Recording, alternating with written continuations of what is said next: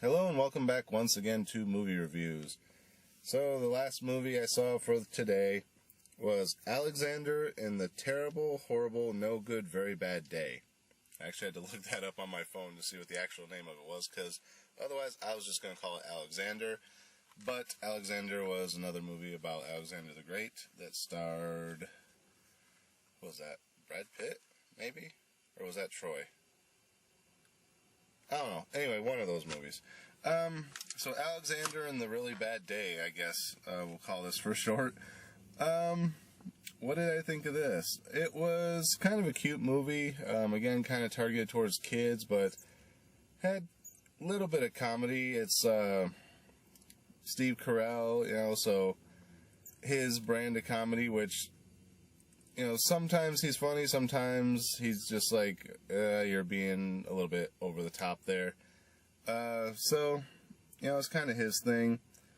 So, more or less, the premise is sort of like Liar Liar. So the kid just has this really horrible day, and everyone else is having this really good day, and he's kind of like, I have a horrible day every day, and you guys don't seem to understand it. So, it's his birthday. He's turning 12. So, he's up kind of late it's like 12:01, and he makes himself a little birthday sundae, and he says, so I just wish that the others could experience the day like I have, So then, of course, they all wake up the next morning, and everything just starts going wrong. The older son's taking his driving test, and is supposed to be prom night with his girlfriend. The daughter is supposed to be starring in a play. The dad's interviewing for a job. The mother's looking for a promotion at her job. And it's the kid's birthday. There's this other little rivalry with this other kid in school whose birthday is a week later, but he's having his birthday party on the same night as Alexander's. So at first it's all kind of just blowing up in his face, and then as his family starts to have their really bad day, he starts to have a really good day, because the kid who was having the competing birthday party suddenly comes down with the chicken pox, so his birthday party's back on. So all these people are going to be coming. The brother, obviously, as you see in the previews, he fails his driving test, he gets a zit. The tuxedo shop loses his tuxedo and gives him one that looks like something out of Dumb and Dumber. For some reason, I'm thinking a lot of this is cloned off of Jim Carrey movies. Which one of Steve Carell's earliest movies was Bruce Almighty with Jim Carrey, which spawned into Evan Almighty, the sequel, which starred Steve Carell. Interesting. So yeah, you got the tuxedo. The daughter ends up getting sick. The parents all oversleep. The mother's battery in her car is dead because the light got left on, so she's got to get a ride, so she ends up being late for work, which causes issues. And it's just this series of unfortunate events that's another Jim Carrey movie. No. So it's a series of unfortunate events that just kind of leads into some laughs. A lot of it's kind of like kid humor. Some of the other parts are kind of cool. So yeah, that's basically the run of the movie. They just have this really bad day, and then it kind of brings them all together. Like, the dad's always trying to be positive to keep his family positive. Even regardless of how bad his day is, he's always going to be the positive one. And at one point, like, everyone's starting to blame Alexander, and the dad's like, hey, no, you don't pass the blame off to someone else when you guys screwed up. And Alexander's like, no, it was my fault. I made this wish. And he's like, oh yeah, like, you really have that superpower. Or he makes some smart-ass remark like that.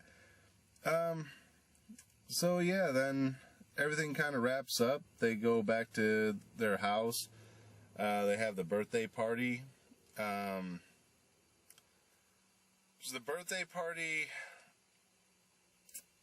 I don't know, I guess it all turned out okay. For some reason, Alexander has this weird obsession with Australia throughout the entire movie. Like, it kind of starts with his obsession with Australia. They touch on it like 10, 15 times during the school session.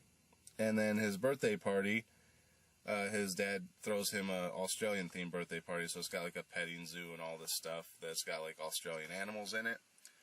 And he tries to hire authentic Australian cowboys, and they show up and they start dancing, and the mother's like, "Isn't that Thunder from Down Under?" And it's like, okay, really? You acknowledge that you know who Thunder from Down Under is, and yet your husband didn't realize who they were? Okay, then. So then the dad runs up. He's like, guys, PG, it's kids' party. So then they just kind of dance without doing the stripping thing. And then everyone starts dancing with them, and that's kind of the end of the movie. I didn't stay long enough to see if there was anything after the credits. There probably would have been some type of a stinger. But I was going to try and catch another movie, and the times were really close. But then, yeah, it was just...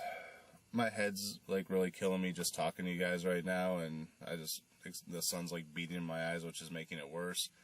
And even though it was dark in there, the headache was still really bad, so I ended up deciding to skip the last movie for the night.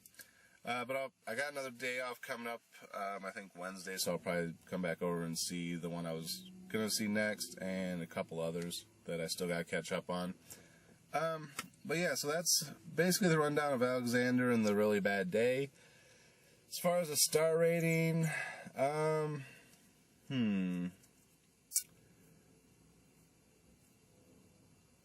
probably going to rate this one a 3 as well. Like I said, it did have its funny moments, but it is a lot more targeted towards kids.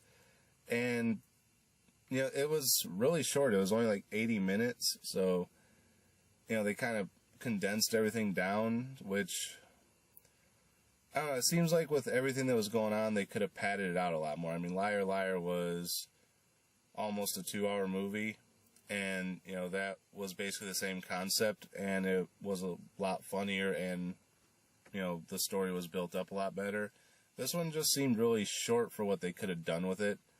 And, you know, like I said, it's basic kid humor, so of course it's targeted towards kids, and kids have short attention spans now, which is why most kids' movies are under 90 minutes now. So yeah, I think I'm just going to stick with a 3 on this one. It had a lot of room for improvement, but it is what it is. It's a kid's movie. But, you know, if you want some childish humor, check it out. It's got a few good laughs in it. Although I think I pretty much told you most of them. So yeah, really didn't take that many notes on these movies. So that's it for today. Like I said, I've got another day off, I believe Wednesday or Thursday, I'm not sure. But I'll come back over and see a couple more things that day. Hopefully, you know, I don't wake up feeling like crap again like I did today and the other time I was going to go see movies. For some reason, every time I got a day off, I get sick for some reason. Anyway, just rambling now. So that's it for today. As always, thank you for watching, and we'll see you on the next episode of Movie Reviews.